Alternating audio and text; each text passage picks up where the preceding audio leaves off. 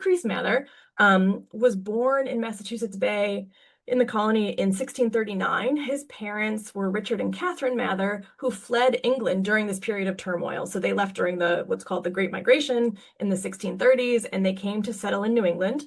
Increase Mather went to Harvard, and then he went to Trinity College in Dublin to study for the ministry. After that, he was an itinerant minister for a while, but he leaves England after the restoration of the monarchy in 1660 because he was worried that he would be persecuted for his beliefs. So he returns to Massachusetts, where he was born. He becomes the minister at Boston Second Church, and he marries Maria Cotton. They have several children, including Cotton Mather.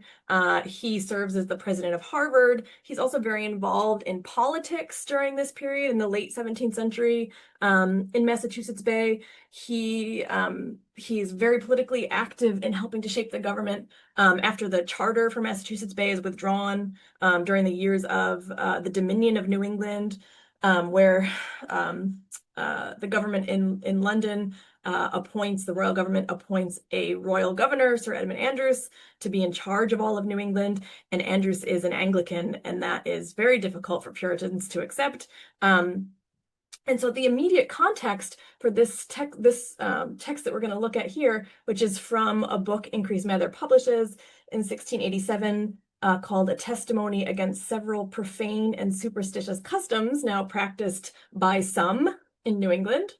I love that he threw in that little by some, just to remind you, this is still, he's hoping this is still a city upon a hill and that he can get rid of those some who are practicing these profane and superstitious customs.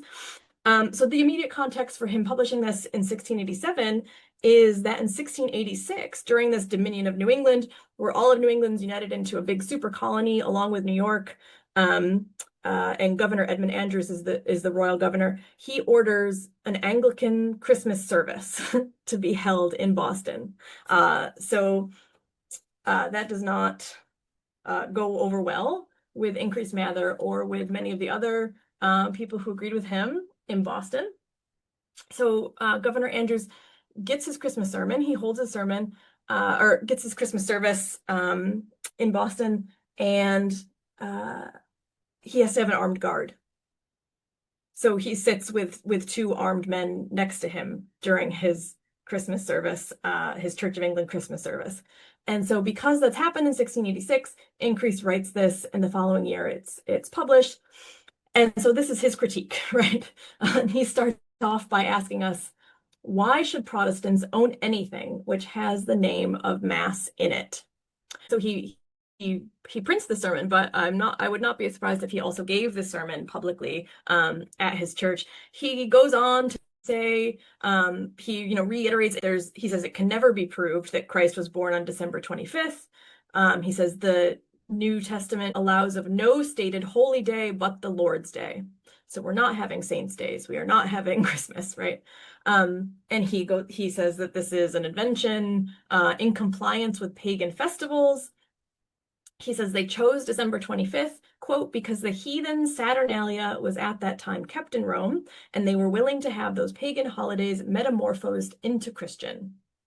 And that's this critique of Mather about the pagan origins of Christmas is something that anthropologists and religious studies folks and historians have continued to explore and to work on just how that sort of transition or syncretism took place over the centuries of turning pagan holidays into Christian ones. And it's something that's still fascinating, right, to us, to how we ended up with these days. So he has a lot to say about all of these holidays, but particularly is offended by Christmas and by Governor Andros and his celebration of an Anglican Christmas service in Boston, which you can imagine must have been horrifying to this, second and third generation of Puritans in Boston.